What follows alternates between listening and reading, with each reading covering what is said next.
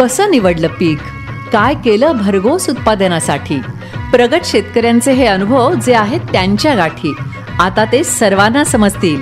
त्यांच्या यशाची गाथा ऐकू जाऊन त्यांच्या शेतात. काळी माती निळ पाणी हिरव शिवार. माझं शिवार नव्या जोमात सुनील पाटील यांच्या सोबत. माझं शिवार ग्रीन FM 90.4. माझं शिवार. नमस्कार शेतकरी बंधूंनो, मी सुनील 90.4 ग्रीन FMच्या आपल्या आवडत्या कार्यक्रमात मी आपलं स्वागत करतोय. आज आपण बेडग येथील प्रगतशील शेतकरी संजय पाटील साहेब यांच्याशी कुक्कुटपालन आणि अंडी व्यवस्थापन कशा पद्धतीने ते करत आहेत हे त्यांच्याकडून आपण आज जाणून घेणार आहोत. तसं बघितलं तर व्यवसाय हा कुक्कुटपालन फायदेशीर आहे, मात्र पूर्ण विचार करून आणि योग्य मेहनत असेल आणि नियोजन असेल तर यामध्ये सक्सेस आहेच हे त्यांच्याकडं पाहिल्यावर कळतं. आज आपण त्यांच्याशी इत्थंभूत माहिती त्यांच्याकडून जाणून घेऊया. नमस्कार साहेब. नमस्ते. सर्वप्रथम पाटील साहेब, आमच्या शेतकरी बंधूंना ऐकायला आवडेल की तुमच्याकडे शेती किती आहे आणि सध्या शेतामध्ये तुम्ही कोणकोणती पिकं केलेली आहेत? आमच्याकडे शेती माझ्याकडं 16 एकर आहे. 16 एकरातली 11 एकर द्राक्षबाग आहे आणि बाकीची 4 एकर ऊस आहे, 2 एकर. बाकीची ही पोल्ट्री असे घरात धरून अशी 15 एकर होत्या जमीन. पाटील साहेब, तुमची द्राक्ष बाग आहे, ऊस आहे आणि तुमचा प्रमुख व्यवसाय हा पोल्ट्री व्यवसाय तुमचा आहे. मग लेअर पोल्ट्री फार्ममध्ये आहे. मग यामध्ये तुम्ही कसा वेळाचे व्यवस्थापन करताय, वेळ कसा देताय? वेळ काय आपण आहे ते रोजच्या रोज शेड्यूल ठरल्या पद्धतीनं सकाळपारी उठणे, पक्ष्यांनी फिडिंग करणे, सकाळपारी शेडमध्ये जाऊन येणे, पक्ष्यांची देखभाल व्यवस्थित आहे काय, पक्षी फिडिंग करतोय काय व्यवस्थित, गडी माणसं व्यवस्थित काम करतात काय, हेच बघत राहण्याचं आहे. पाटील साहेब, आता जर आपल्या भागात बघितलं तर अंडी देणारी पोल्ट्री म्हणजे तशी प्रायव्हेटमध्ये म्हटलं तर कमी आहे, नाहीतर मग मोठे ग्रुप आहेत त्यांच्या पोल्ट्री आहेत.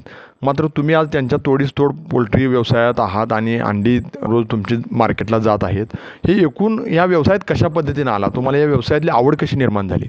नाही, ह्या आवड म्हणजे आता मी 8वी नापास आहे माणूस. 8वी नापास झाल्यावर मला काहीतरी करायचं होतं म्हणून मी ह्यात पडलो. हळूहळू आमची परिस्थिती त्यावेळी नव्हती, तरी पण आपण हळूहळू थोडे हे करून इकडले तिकडले गोळा करून पाहुण्याकडले घरातले थोडे इकडे तिकडे करून थोडी मला वाटते 300 पक्षापासून मी सुरुवात केली. 300 पक्षापासून सुरुवात केलेली मी 97 पासून पोल्ट्री चालू केली. मी 97 पासून शाळा सोडल्या चालूच केली. तेव्हापासून हळूहळू आजपर्यंत चालू आहे. याआधी म्हणजे पोल्ट्री व्यवसायात येत असताना कुठल्या पोल्ट्रीमध्ये काम केलेला अनुभव आहे, त्या संबंधी काय अभ्यासक्रम किंवा कोर्स काय तुमचा झाला होता का?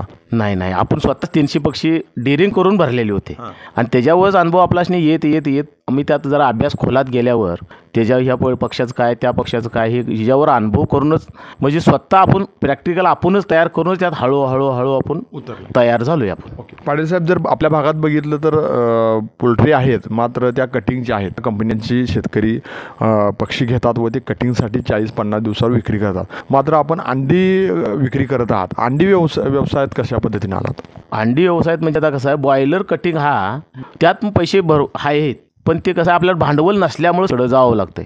आपण नुसता शेड आपल्या शेतात मारला की आपण नंतर मग आपलं भांडवल नसतं शेतकऱ्याकडं. भांडवल नसेल तर बँक पण तेवढी भांडवल देऊ शकत नाही. मग म्हणताना आपण तिने बॉयलरकडे गेलेत. आपण काय जरा भांडवल इकडे तिकडे द्राक्षबागेत गोळा करून बँकेचे थोडे कर्ज काढून मग आपण हे लेअरमध्ये शिरलो. मग लेअरमध्ये शिरल्यावर आपल्याला जरा हळूहळू आपलं पहिला 3000 लेअर भरले. 3000चे परत आम्ही 10,000 केले.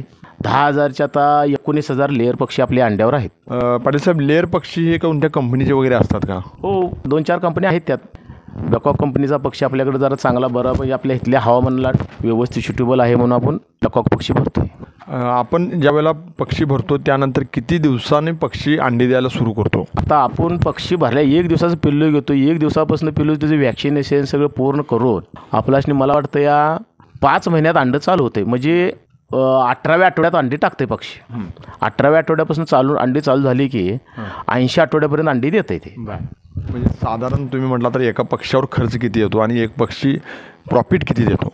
नाही, एक पक्षाला आता जवळजवळ पहिले 1 दिवसापासून वन डे चिक्सपासून अंड्यावर यायला बरोबर 350 ते पावणे 400 रुपये पर पक्षी खर्च येतोय. आणि त्यातून परत नंतर मग अंडी चालू झाल्यानंतर 1 वर्षभर एक कोंबडी 320 अंडी देते. बरं, आता यामध्ये कोंबड्यांचं प्रमुख खाद्य काय आणि काय वापरलं जातं? नाही, मका, GND, सोया, DRB, पुन्हा मार्बल, शिंपला, हे सगळं जे पक्षाला जे लागतं या प्रोटीन एनर्जी पक्ष्याची जशी भूक भागते त्या पद्धतीनं सगळं रॉ मटेरियल आपण घ्यावं लागतंय. पाटील साहेब, तुमच्या पोल्ट्रीत जर बघितलं तर आपल्याला समजेल की अत्याधुनिक तंत्रज्ञानाचा वापर करून तुम्ही पोल्ट्री केलेली आहे. म्हणजे जास्त कामगार लागू नयेत, कमी कामगारावर काम व्हावं. हे जे अत्याधुनिक तंत्रज्ञान आहे, हे तंत्रज्ञान आपण कुठं पाहून आलो होतं, कुठून म्हणजे कशा पद्धतीनं ते केला? हो, ते आपण आता सगळं ऑटोमेशन, हे वर गाडं फिरायचं, फीड ऑटोमॅटिक घालायचं, हे 4-5 ठिकाणी हैदराबादला बघून आलतो आपण, बेंगलोरला बघून आलतो आणि भरपूर ठिकाणी बघून येऊन आपण ही जरा त्यात सुधारणा करून घेतली. लेबर कामावर येत नाहीत म्हणून, लेबरकडनं खर्च परवडत नाही, व्यवस्थित काम करत नाहीत म्हणून आपण हे ऑटोमेशन केलेलं आहे. साहेब, पाण्याचं नियोजन पोल्ट्रीला कशा पद्धतीने केलं जातं? म्हणजे पाणी पक्ष्यांना किती लागतं? आता एका पक्षाला तसं ॲव्हरेज काढता येत नाही, पण आता उन्हाळा असल्यामुळे उन्हाळ्यात पाण्याला जास्त लागतं या. मग आता आम्ही पाणी फुल टाकीवाला ॲव्हरेज पक्षाला काढू शकत नाही, तरी पण एका पक्षाला एक 20 लिटर पाणी लागतं 1000 पक्ष्याची पहिल्या दिवशी. आता शेडमध्ये किती पक्ष्याची क्षमता साहेब आहे? आमच्या आता शेडमध्ये एक 18,000 पक्ष्यांची क्षमता आहे. साहेब, ज्यावेळेला 18,000 पक्ष्याची आपण भरती करतो त्यानंतर त्यात काही मर होत असते का? हो, पहिले वनडे चिक्स आले की त्यात एक 10% मर होत्या. परत नंतर अंडी चालू झाल्यानंतर त्यात एक अनेक 20-25% मर होत्याच. एक 20% मर कंपल्सरी होत्याच. व डिसिजन आला तर मर ती आपल्या हातात नाही. ते साहेब, वॅक्सिनेशन कोणकोणतं करावं लागतं आणि किती दिवसांनी हे वॅक्सिनेशन पक्ष्यांना द्यावं लागतं? आता कसं आहे, पहिल्या दिवसापासून MD, लासोटा, जॉर्जिया, RD फॉलपॉक्स, पुन्हा VVND हे पहिल्या 20 दिवसात सगळा कोर्स हे करावा लागते, टोचा कटिंग. आणि त्यानंतर मग परत नंतर अंडी चालू झाल्यानंतर प्रत्येक 1.5 महिन्याला एक लासोटा द्यायला लागतो. म्हणजे पोल्ट्रीवर देखरेखीसाठी काय कंपनी डॉक्टर वगैरे नेमते का? आता डॉक्टर नेमतोय, आपण स्वतः आपण काम करतोय, लक्षात येते म्हणलं आम्ही डॉक्टर नेमला नाही. इमिजिएटली आपल्याला काय अक्षर लक्षात येईना तरच आम्ही डॉक्टरला बोलवतो. साहेब, उन्हाळा असू दे, पावसाळा असू दे, हिवाळा असू दे, कोणत्या हवामानात पक्ष्यांना जास्त म्हणजे आजारी पडण्याचं प्रमाण असतं? जास्त उन्हाळ्यातच पक्ष्यांनी आजारपण वाढतं. बाकी हिवाळ्यात पक्षी फीडिंग जास्त चांगलं, आणि पक्ष्याला थोडक्यात फीड जर निर्जंतुक चांगलं फीड चांगल्या क्वालिटीज दिलं तर पक्षी आजारी पडू शकत नाही. आता तसं जर बेसिकली जर बघितलं पाटील साहेब, तर पक्ष्याला सर्दी येते असं म्हणतात. सर्दी येण्याची काय कारणं असू शकतात? सर्दी येण्याचे कारण म्हणजे पाणी चेंज झालं आणि ब्रीड कुठला आहे. आणि उन्हाळ्यातील तर कसं होतं, पाणी जर हिरीचं बोरचं पाणी जर झालं नाही त्याला सर्दी थोड्या बहुत तर येत्यातच, आपण लक्ष नसेल तर. कोणकोणती रोग म्हणजे पक्ष्यांना येऊन जातात? आता कसं आहे, कोरायजा आहे, पुन्हा कॉक्शी आहे, पुन्हा गंभोर आहे. भरपूर रोग निर्माण झालेत पोल्ट्रीत. रोग नसताना पण रोग निर्माण झालेत. आता ते रोगांचं आता कसं होतं, आपण प्रत्येक हे वॅक्सिन करू शकत नाही. बर्ड फ्लूवर आता वॅक्सिन करणार आहेत, पण अजून पण काय झालेलं नाही. ते पाटील साहेब, पोल्ट्री व्यवसायामध्ये उत्पन्नाचा सोर्स बघितला तर अंडी तर आहेत, नंतर त्यामधून चिकन कटिंगसाठी आणि उत्पन्न आहे, प्लस खताचं पण आहे. मग एकंदरीत जर बघितलं तर कशा पद्धतीनं उत्पन्नाचा सोर्स आहे, जरा सविस्तर सांगा. आता कसं आहे, ॲव्हरेज जर बघितलं तर पक्ष्यानं जर 95% प्रोडक्शन दिलं तर पर अंड्याला आपल्यासनी एक ॲव्हरेज जरी धरलं तर 40 पैसे तर वार्षिक राहते. खताचं कशा पद्धतीनं असतं?